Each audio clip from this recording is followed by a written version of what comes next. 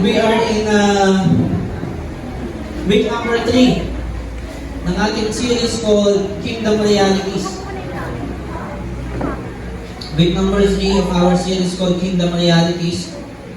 And alim na po tayo sa topic natin. Ang topic po natin ngayong umaga is called Divided or Delivered. Divided or Delivered. At sa mga bago po dito, sa mga ngayon na nakadalo sa City Disciples, kami po we are running through the book of Matthew. Simula po sa simula at ngayon ay nandito na tayo sa Matthew chapter 12 verses 22 hanggang 32. Kaya kung may mga Bible po kayo ay ipo-open nyo na po sa Matthew chapter 12 verses 22 hanggang 32. Ngayong umaga po ay magbabasa ako sa ESV version. Mamaya po basahin natin sa Tagalog para ang ganda. ESV version. Isa po ito sa mga parang naligaw ng series. Dahil we are gonna see another miracle ngayong umagang ito sa passage po na ito. So kung nandiyan na po kayo, basahin po natin Matthew chapter 12 verses 22 hanggang 32. Then a demon-oppressed man who was blind and mute was brought to him, and he healed him, so that the man spoke and saw.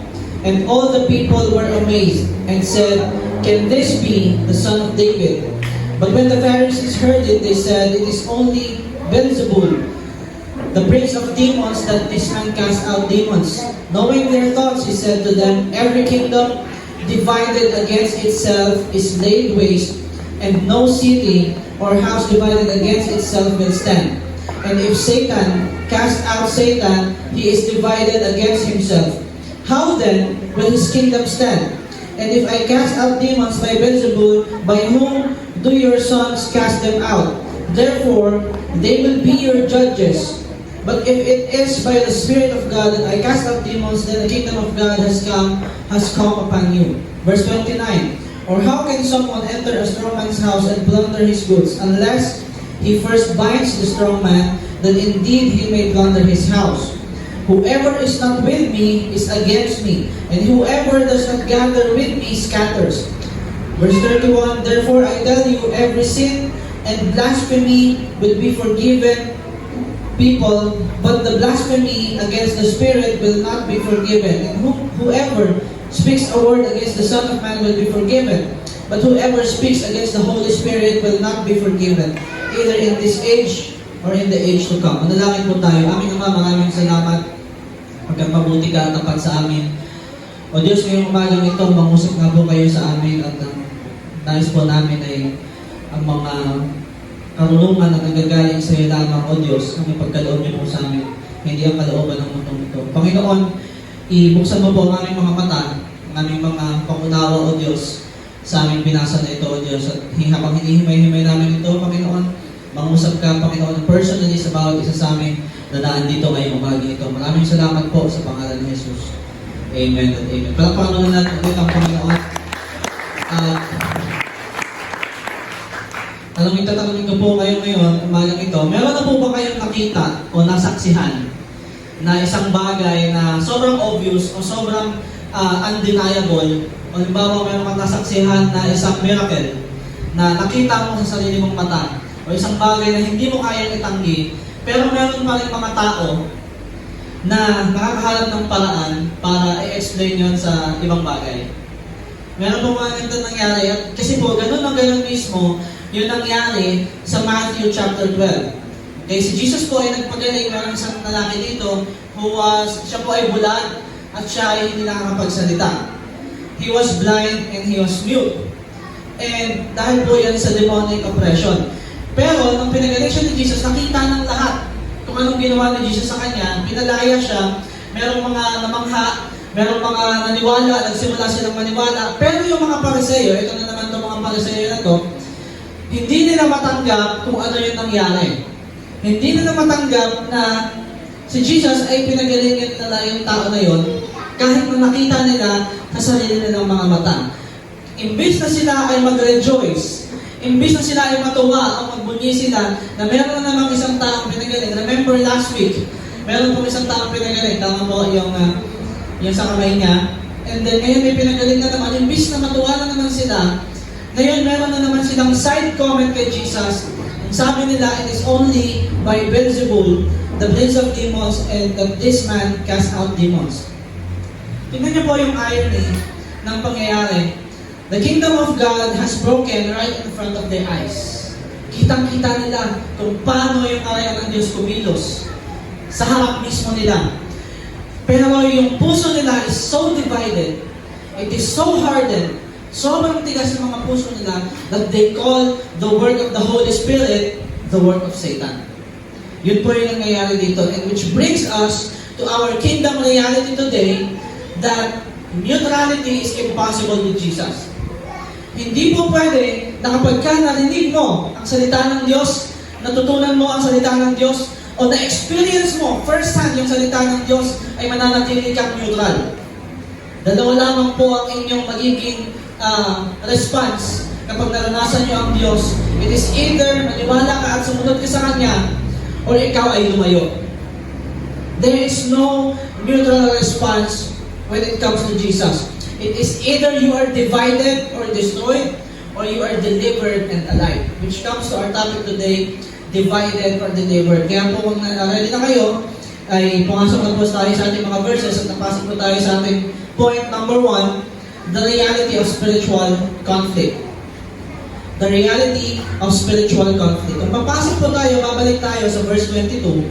Sabi diyan, then a demon-oppressed man who was blinded mute. Maganda na naman to sa bio, no? Was a demon-oppressed man who was blinded mute. Verse 22. So, yung pagkabulag niya at yung kanyang dahilan kung hindi siya nakakapagsalita, bakit siya ipipid, it is because dahil sa isang demonyo na nagpapahirap sa kanya. So, dinala nila siya kay Jesus, and then, sabi diyan, and He healed him so that the man spoke and saw. Pinagaling siya ni Jesus on the spot, nung dinala siya sa kanya, which is it sounds like Jesus, tama, kasi lahat ng dinadala sa kanya, pinapagaling niya, and at this time, dinala siya kay Jesus. After siya dalhin, nakapagsalita na siya at nakakita na siya. Hindi natin alam kung gaano katagal na siyang gano'n ng sitwasyon. Hindi yan sinabi dito. Pero, sigurado na alam ng mga tao na nakapaligid sa lugar na yun. It is in the area of Galilee. It is near Capernaum. Hindi rin siya nilukoy dito. Pero kung itideduct natin sa mga previous verses na nakalagay in Matthew chapter 12, matatama natin na ito ay sa Capernaum na naman. And then, sigurado na alam ng mga tao kung ano yung pinagdadaanan niya. Tama? Amen? Sa panahon natin ngayon, kapag meron kang kakilala na bulag, matutukoy mo kung sino siya.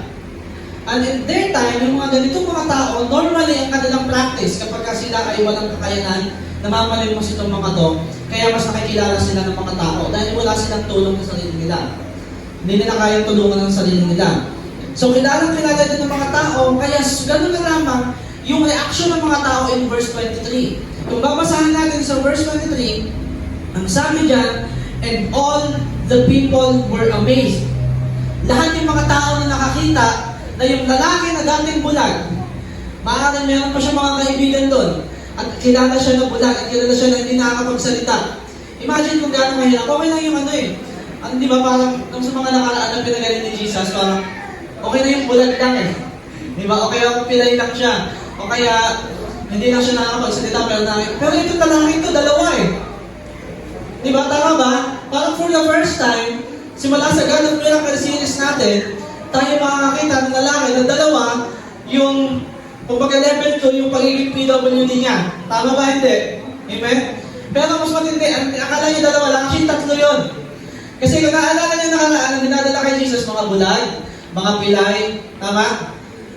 May mga sinasabihan ng demonyo. Itong lalaki ito, bulag siya, pipi siya, at dahil doon, bakit din siya gano'n? Dahil may sabi siya ng demonyo. So ito lalaki ito, upper moon tree yan. Tingnan mo. Okay. Upper moon tree ito lalaki ito. Kasi tatlo yung pinagdadaanan niya. And then nung dinala siya kay Jesus, on the spot, gumaling siya. Imagine, yung mga tao nakilala siya. Ito na lang, siguro, kinakatakutan din to kasi nakakita ka din ng sinasabihan ng demonyo. Pero, wala ka sa akin, basta nakakatakot pag nakakita ka ng sinasabihan ng demonyo na bulag. At lalo na pag hindi nakakapagsalita, tapos gumawa yun ng sound. Ano ba siya, hindi siya meron ba kayong mga kakilala na hindi nakapagsalita? Meron kasi akong pinsan dati si Wilhelm, na wala na siya ngayon sa mundong ito, pipi yun eh. Pero ang sound nila, kapag nagsasalita sa mga nakakilala sa kanya, kaya ang palayaw niya lang ay papaw. Kasi pag nagsalita yun, so imagine niyo, bulag, hindi nakapagsalita, tapos sinasabihan ng demonyo, tapos lalapit sa'yo, ano magiging reaction mo? Okay, imagine, ilagay niyo yung sarili niyo sa verse. Makita niyo yung nilalakad, makita na kayo ng lasing sa daan, umiiwas kayo eh. Tama? Diba? Yung tayo dyan pala eh. Baka mapagtrapan tayo. Pero ito, pag nakita mo to, iba-iba yung reaction ng mga tao sa kanya. Merong natatakot. Tama? Kung i-deduct natin base sa nakikita natin sa pinagdadaan ng tao. Pero may mga tao na nagdala sa kanya kay Jesus dahil itong panahon na to. Okay, in Matthew, simula pinag-uusapan natin, kumakalat yung pangalan ng Jesus na lahat ng dinadala sa kanya, pinapagaling niya. Tama? Amen? Lahat ng dinadala nila kay Jesus, kahit ano pa yan, may sabi pa yan ng demonyo, bulag man yan, kilay man yan, paralisado man yan, pinapagaling sila lahat ni Jesus. Kaya, nung narinig ng mga tao nito, at may mga nakilala sa kanya, na naandun si Jesus, dinala nila siya kay Jesus.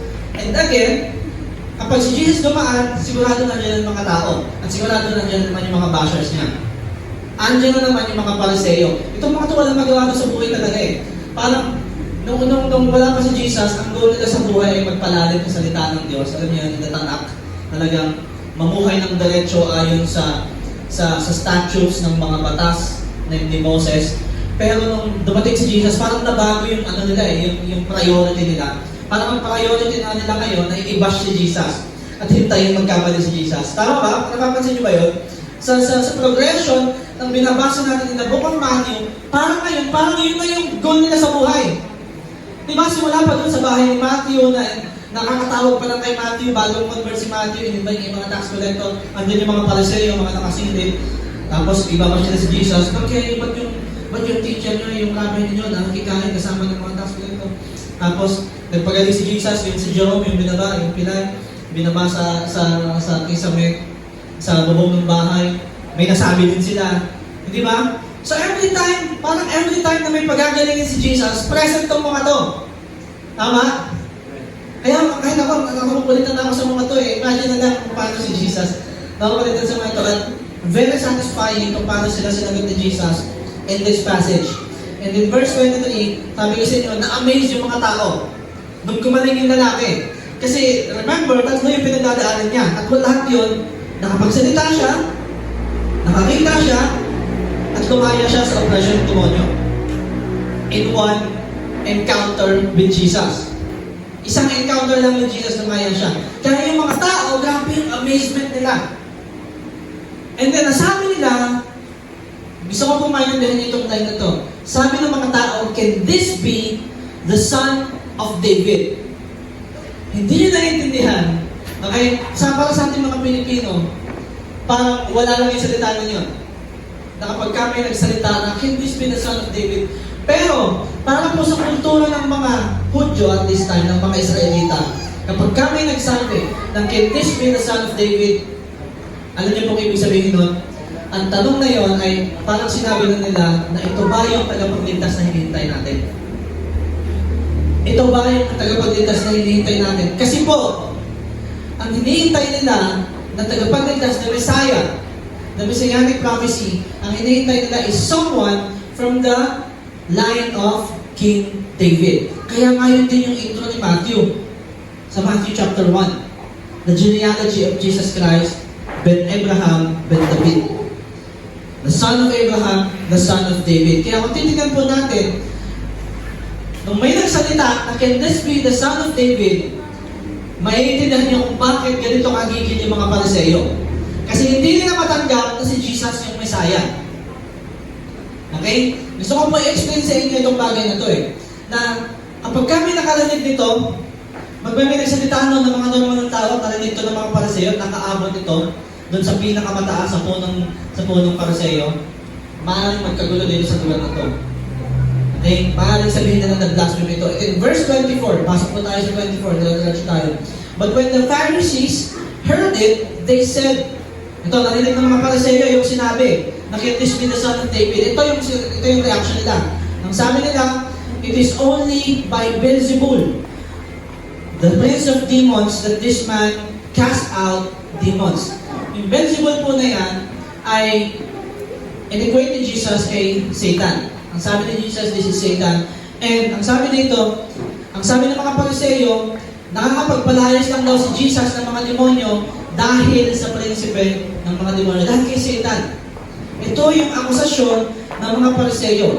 So, kung titignan po natin, galing tayo dun sa lalaki, he was blind, he was silent, and he was binded. Tatlong klase, okay po? He was blind, he was silent, he was mute, and he was oppressed, he was binded. Ito yung ginagawa po lagi ng ating kaaway eh. And then, Jesus steps into his life with just a word, with just one encounter, the man was set free. Hindi lang po ito basta medical recovery, it is deliverance. Sabihin mo sa katabi mo, deliverance. One of the things that we believe in this church, bilang tayo po ay a full gospel church, naniniwala po tayo in this one. And then suddenly, the man sees the sun, the man speaks, and the man was restored. It was deliverance, hindi lang basta siya medical recovery. And it is proof na kapag si Jesus ay kumilos, mas malakas ang kapangyarihan ng Diyos. Amen? Walang makakapigil sa kapangyarihan ng Diyos. And then, may nagtanong, can this be the son of David? Or in other words, could this be the one we are waiting for? Siya na ba yung hinihintay natin? Na Messiah, kasi matagal na naghihintay yung mga Israelita. At alam niyo po, baka kasi magkagulo din. Kung bakit nagagalit yung mga Pariseyo, baka magkagulo din in the Roman Empire. Kasi ang akala nila, at alam ko, narinig dito ng mga Romano, ang hinihintay nila na Messiah ay political leader na palalayain sila sa pananakop ng Rome. So kung ito yung hinihintay ng Messiah, baka doon pa lang magkagulo na doon sa mga sundalo ng Roma. Naiintindihan niyo po yung sitwasyon?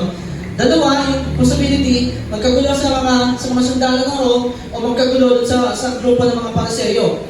Kasi sa Rome naman, maaaring ang isipin nila ay andito na, lalabanan sila. O sa mga Pariseyo, ang may isip nila ay ito ay kalapastanganan sa pangalan ng Diyos. Okay? So, imbis na maniwala sila, yung mga Pariseyo, doon sa miracle na nakita nila ng sarili nilang mga mata. Napanood nila yung nangyari. Nakita nila yung nangyari. Imbis na maniwala sila sa nangyari, nag-come up sila ng isang idea na ang nakakapagpalayo si Jesus ng mga demonyo dahil kay Satan. Yun ang akusasyon nila kay Jesus. At ito po yung reality ng spiritual conflict na meron tayo.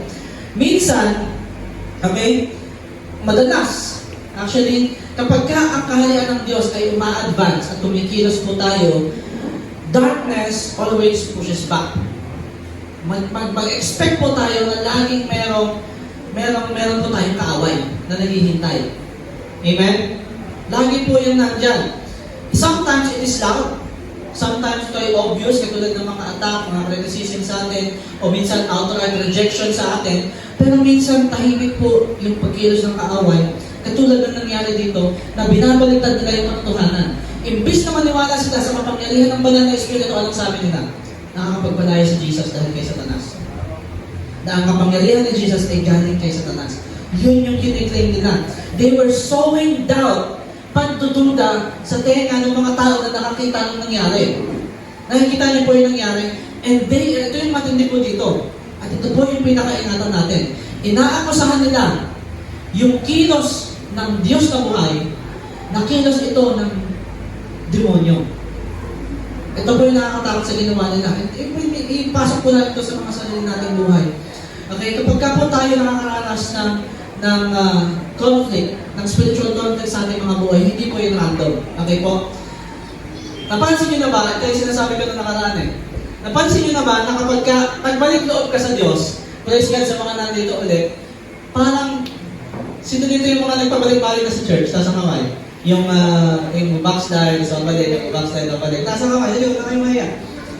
Napansin niyo na ito yung katotohanan eh. Napansin niyo ito. Minsan kapag bumalik ka sa Diyos, parang bigla ka nawawala ng pera. Sino nakaranas na? Kapag ka bumalik ka sa Diyos, balik loob ka sa church, parang maranasan mo, biglang magkakaroon ng pag-aaway sa pamilya mo. Magkakaroon ng kaguluhan. Magkakaroon ng ganito. Pag bumalik ka sa Diyos, pero Maniwala ka sa akin, at the time na mag-backslide ka ulit, parang may pera na kami ulit. Parang smooth na ulit sa trabaho namin, parang smooth na ulit sa, parang hindi na nag-aaway sa amin. Parang kumuayos yung buhay natin kapag alam niyo kung bakit? Kasi kapag lumayo ka sa Diyos, yung kaaway na supposedly, magpapahirap sa'yo, friends na kayo eh. So susurugan ka niyan. Huwag ka na bumalik sa Lord. Okay ka na dito eh. Di ba okay naman tayo? Tropa tayo eh. Okay ka na dito. Pero paglaon yan, dahil nga panlilinlang lang yan ang kaaway, habang tumatagal, makikita mo yung totoo na ginagawa ng kaaway sa buhay mo. Na habang lumalayo sa Diyos, yung una na akala mo okay lang, na akala mo okay ka lang, hindi, mas lumalala siya ng lumalala. Parang minsan parang empty na yung puso mo. Minsan kahit pag yung puso mo parang, alam mo yun, parang andyan na, nade-depress ka na naman, nag-iisip ka na naman, tapos natatakot ka na naman sa kinabukasan. Kasi alam natin na walang pagsama sa atin ng Diyos. Amen? Kaya po, every time na magtatry tayo sumunod sa Diyos, gusto ko pong sabihin sa inyo na i-expect na natin yung resistance ng kaaway. Okay? Pero alam niyo po ang pinagkaiba na kapag kasunod ka sa Diyos, makakaranas ka ng resistance sa una, sigurado nakasama mo ang Diyos. Amen? Kapag sumunod ka sa Diyos, sigurado hindi ka niya pababayaan.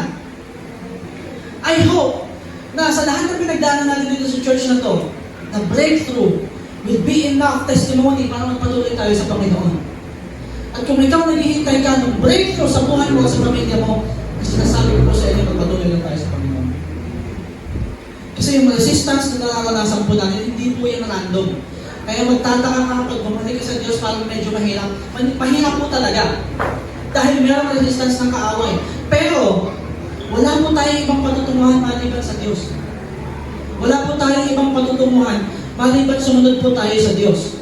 Wala pong magiging breakthrough ang ating mga buhay maliban sumunod tayo sa Diyos. Wala magiging breakthrough yung ating pamilya, yung ating marriage, yung ating mga businesses, yung ating mga trabaho, yung mga relationships natin, yung ating mga kaperahan, lahat ng bagay sa buhay natin. Walang magiging breakthrough sa mga yan kung malayo po tayo sa Diyos. Okay po? Amen? Amen. And then, kailangan po natin makita na hindi po ito coincidence kasi every time na magtatry tayo sumunod sa Diyos, gusto ko pong makita ninyo that it is a battle. Amen? And the reality is this, some people don't reject Jesus because the evidence is clear, katulad ng nakita natin. May mga tao po na lumalayo sa Diyos, o nare-reject si Jesus, hindi dahil hindi nila nakita kung ano yung nangyari, hindi dahil hindi na nakita yung mga ebidensya o hindi nila naranasan ang pagkilos ng Diyos. It is that lumalayo sila sa Diyos o nare-reject nila si Jesus dahil surrendering to Jesus costs too much. Actually, surrendering to Jesus costs everything. Amen? Sa mga nagsuko ng buhay sa Panginoong Jesus, alam ko po na alam niyo kung gano'n ito katotoo. And that is the conflict that we live in every single day. Pasok po tayo number 2. The futility of division. Wala pong kwenta, yung mga bagay na yan, makikita po natin ito. Okay, verse 25. Knowing their thoughts, He said to them, sumagot po si Jesus, every kingdom divided against itself is laid waste, and no city or house divided against itself will stand. And if Satan casts out Satan, he is divided against himself. How then will his kingdom stand? So, ako sa'yo mga pariseyo kay Jesus, ano yung gusto mo sa kay Jesus? Hindi siya nagbaback down kapag ka mayroong mga ganitong comment patungkol sa kanya. Katulad na nakala natin na, come on, hindi po tayo, nakabasa na ba kayo sa Bible na inutusan tayo ng Diyos to be nice? Be nice at all times, my brother. Wala! Anong sabi sa atin? Be kind. Tama? Jesus was not nice. Ano lang kayo sa akin? Nasa range ng possibility ni Jesus yung gumawa ng latigo at paghatawin yung mga nasa templo. Nasa range ng possibility ni Jesus na itaob yung mga lamesa na templo. At nasa range ng possibility ni Jesus na sagutin yung mga akusasyon na ganito sa Kanya. Okay, we must always be ready to defend our faith. We must always be ready to defend yung pagkilos ng Diyos sa ating mga buhay. Okay? Hindi po tayo tinawag ng Diyos para maging punching bag. Kaya ito po yung sobrang ganda dito. Sobrang talas ng logic. Jesus responds with a razor-sharp logic. In this one, ang sabi ni Jesus, lahat ng kaharian, divided against itself, is laid waste. Walang patutunguhan. Walang syudad. Walang house. Divided against itself will stand. In other words, kung si Satan ang nagpapalayas kay Satan sa mga sarili ng mga demonyo, he is fighting against himself. And his kingdom is doomed to collapse. Wala pong sense yung bagay na ito kung ganun yung nangyayari katulad ng inaakusahan ng mga Pariseo. Division always destroys from the inside out. Lahat ng kahit sa loob ng church, maniwala kayo sa akin, I have seen churches cut in half. Yung mga member nila, yung kalahati ng member sumama kay Pastor ito, yung kalahati ng member sumama sa Pastor ito. Alam niyo kung bakit? They were divided against themselves. Wala silang unity. And every place, every kingdom, every church, every organization divided against itself ay maghihiwalay. At nakita po natin yan through in history kasi totoo po yung sinasabi ni Jesus. At totoo rin po ito sa pang-araw-araw natin na buhay. Kapag ang pamilya natin, merong division. Kapag sa loob ng ating pamilya, merong mga bagay na hindi pinag-uusapan, eventually, relationships will die. Amen? Kahit sa mga kaibigan nyo, kahit sa mga best friend ninyo, kahit sa loob ng isang team, pag may mga bagay na hindi pinag-uusapan, relationships die. Sa loob ng church, kapag ka tinotolerate ang pride, kapag ka tinotolerate ang pagchichismisan, ang gossip, ang pag-uusap sa buhay ng may buhay na walang basihan, without the love to correct, at itama yung mga bagay-bagay, eventually, yung mga organization ng church na yan, it will lose its power and its witness, and yung Spirit's fire, yung apoy ng banal na Espiritu, it will be quenched. Okay? Ang isang puso, na nagtatry na sumunod kay Jesus, pero yung kalahati ng paa mo ay nasa mundong ito pa din, eventually you, yourself, will fall down. Because you are divided against yourself. Everything divided, fighting against itself is doomed to collapse. Wala pong ibang patutunguhan kundi pagbagsak. Kaya nga po, sabi ni Jesus, hindi po ba, ayaw niya ng lukewarm. Ayaw niya ng isang paa mo ay nasa malamig at ang isang kalahati ng katawan mo ay mainit. Because you are doomed to collapse. Division always weakens, it always destroys, it always collapses. At tingnan po natin ito sa mga, sino dito yung mahilig sa sports? Sino dito yung basketball? Tasa kamay. Sino dito yung nag-games?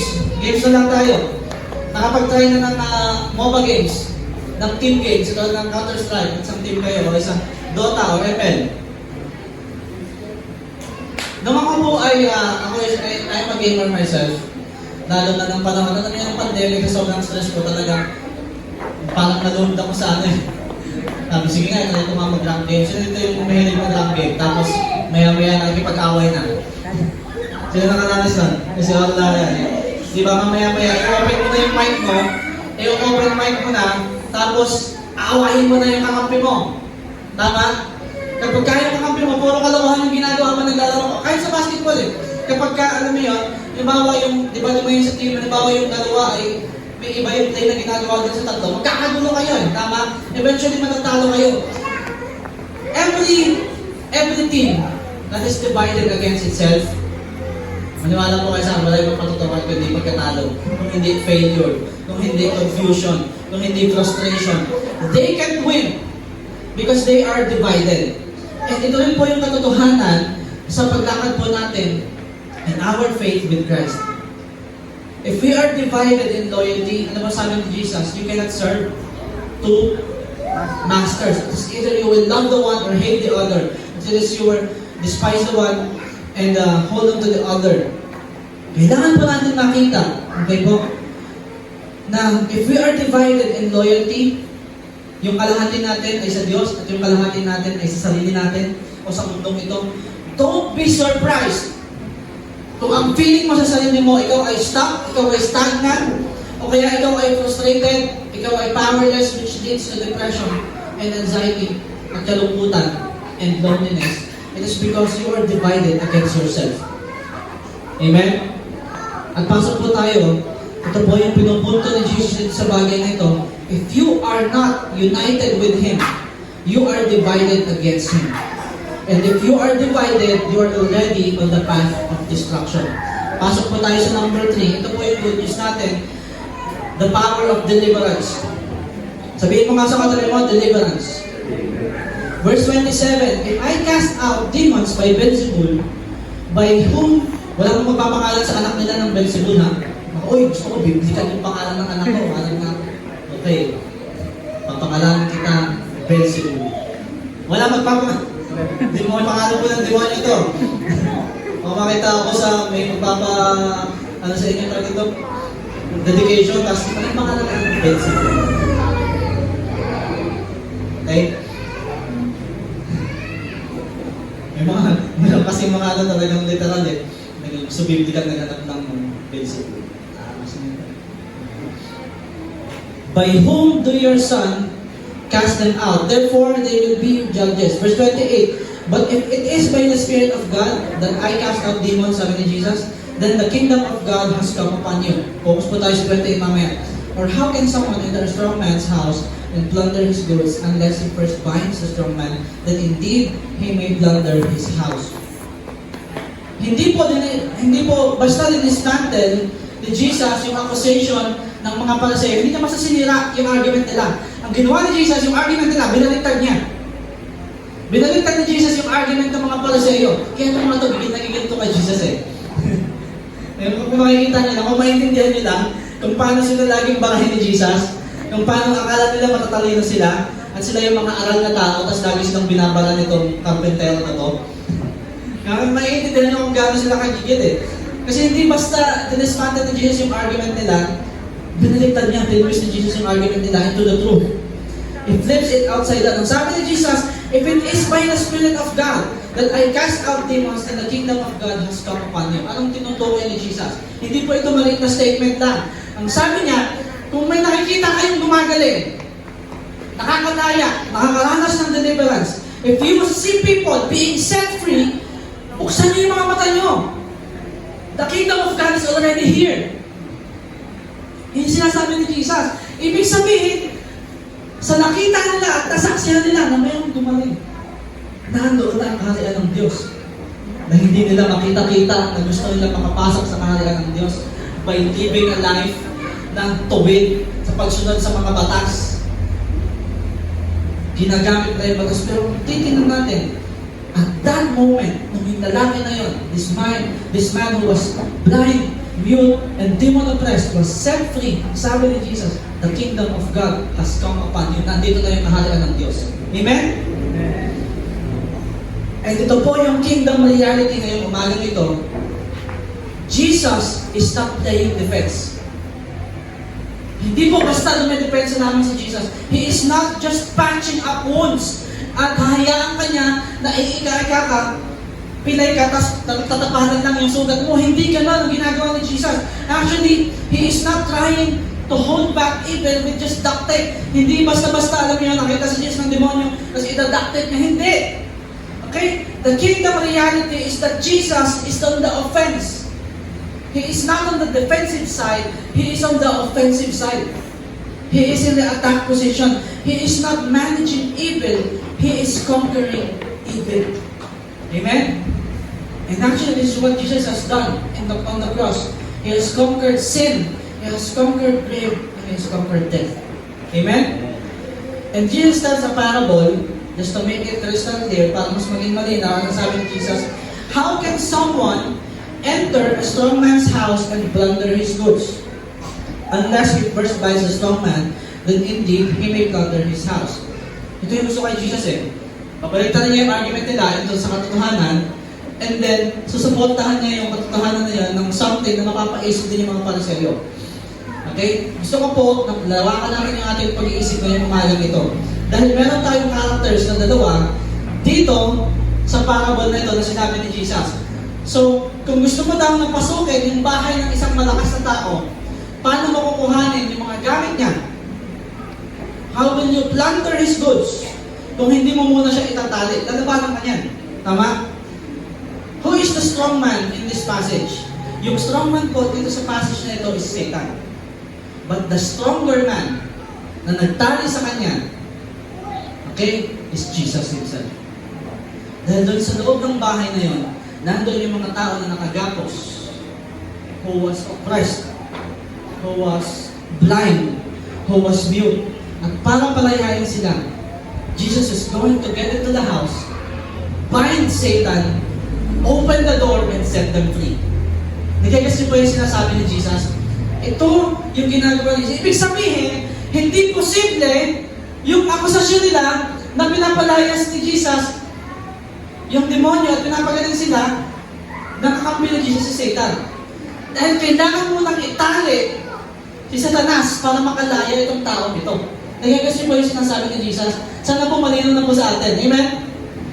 Ibig sabihin, imposible na makalaya at gumaling yung tao na bulag at bibig at demon oppressed nang hindi mo na ni Jesus tinatali yung demonyo na nag-o-oppress sa kanya. Nagiging po yung point ni Jesus. Sobrang linaw ng paliwanag ni Jesus sa bagay na ito na kailangan po natin maintindihan that Jesus didn't just come to improve our lives. Okay? He didn't just come para bigyan po tayo ng good morals, ng better habits, alam niyo, ng positive outlook sa buhay, ng araw na walang bad hair day. Hindi po si Jesus pumunta lamang para ayusin yung mga bagay niya. He came to set you free. Amen? He came to set you free. Para palayain ka sa mga bagay na hindi nagpapatulog sa iyo kapag gabi, sa mga isipin na laging gumugulo sa iyo, sa mga pinagdadaanan mo sa buhay mo na hindi mo na alam kung saan tutungo. Jesus came para palayain ka. Not just to give you good morals, not just to give you values, not just to give you better habits, atomic habits, not just to give you a positive outlook in life, but He came to set you free. Para palayain ka ng buo sa mga bagay na gumagapo sa iyo. This is our last point, number 4, the necessity of decision. The necessity of decision.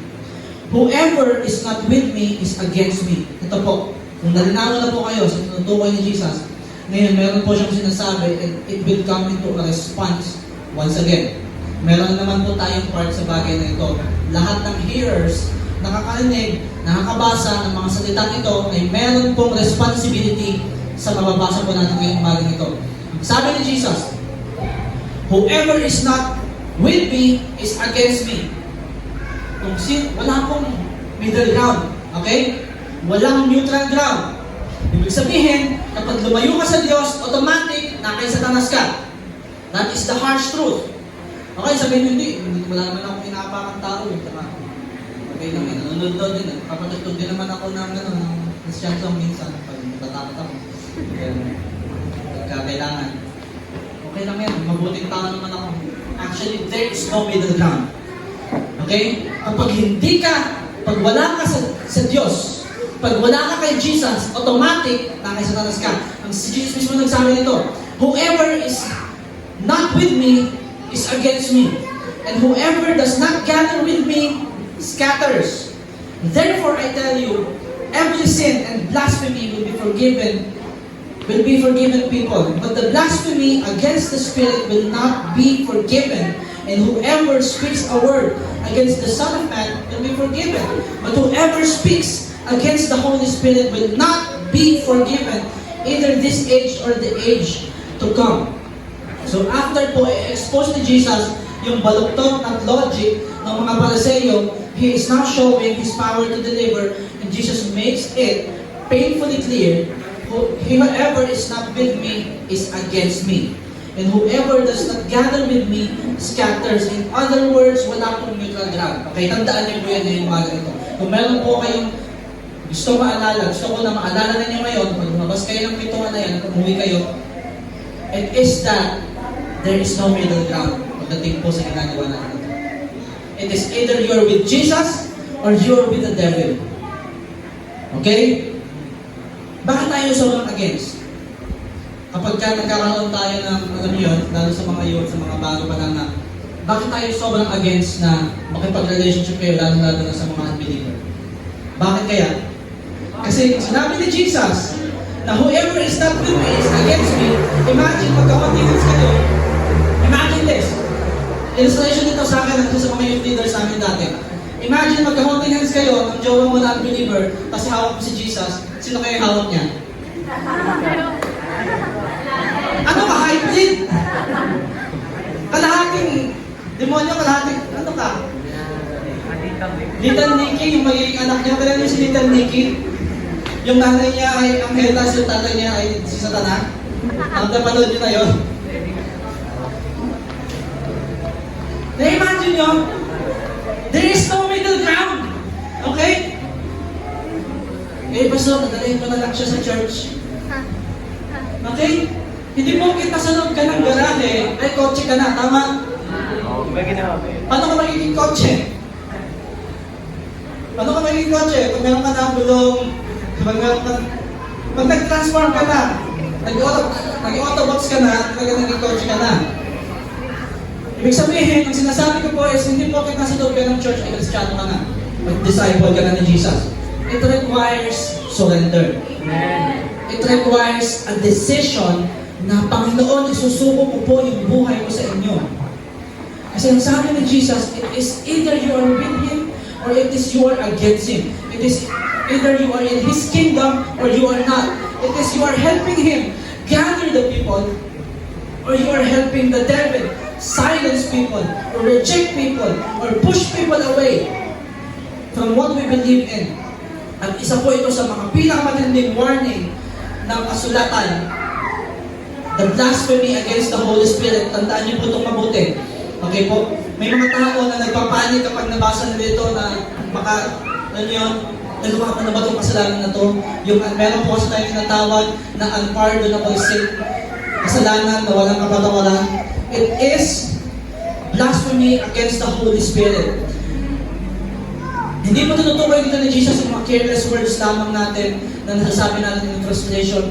Ang tinutukoy po na dito ni Jesus ay yung puso na nagmamatigas, persistent rejection of the Spirit's testimony about Jesus.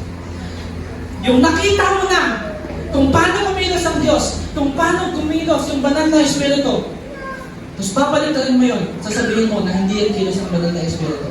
Makasa naman yun.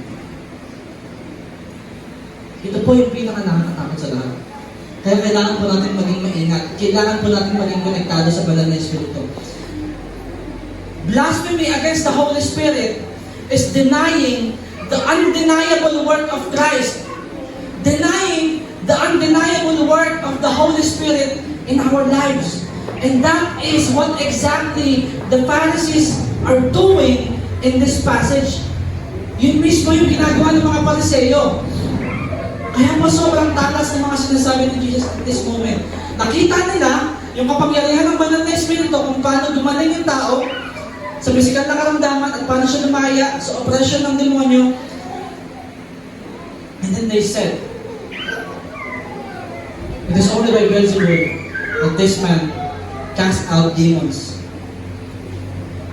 When you have been, when these things have been denied, okay po, that is rejecting the Spirit's witness about Jesus' life, about Jesus' word. Kaya gusto ko pong paunawa sa inyo ngayong umaga nito that the Spirit of God is pointing you to Jesus. Ang banal na Espiritu ay lagi po tayong tinuturo sa Panginoong Jesus. Ang tanong lamang po ngayong umaga nito, sabi ko sa inyo kanina, meron po tayong desisyon na kailangan gawin. It is either you will keep resisting sa mga bagay na gustong gawin ng Diyos sa buhay mo, o maniniwala ka and you will be delivered. Neutrality is not an option in the kingdom of God. You cannot stay undecided about Jesus habang buhay. Hindi pwede na narinig mo yung mensahe about salvation, narinig mo yung mensahe about deliverance, and that you will stay undecided. Hindi po yun posible sa kaharian ng Diyos. Jesus is waiting for a response. To delay is to decide. Pag dinelay mo yung iyong desisyon, nakapag-desisyon ka na doon. Ang decision mo is to run away, to reject. To resist is to reject. At ito po yung kingdom reality natin ngayong umaga nito. The door of mercy is wide open right now, but it will not always be open. Hinihintay po ng Panginoong Jesus yung ating response. Ngayon na mismo. Sabihin mo sa katabi mo, ngayon na. Sabihin mo, sabihin mo sa kanya, ngayon na.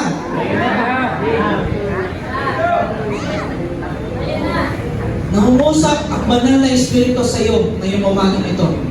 Ang tanong lamang is, makikinig ka ba sa Kanya? O magmamatigas pa rin ang puso mo sa gustong gawin niya sa buhay mo? Dito po tayo magtatapos. Division always leads to destruction, and deliverance always leads to life. Kaya po ngayong umaga ito, dalawa lamang po ang pamimilihan natin. Will you still be divided with Jesus, or will you now be delivered? Kapag ka nag-decision ka na lumapit sa Kanya. Tumayo po tayong lahat.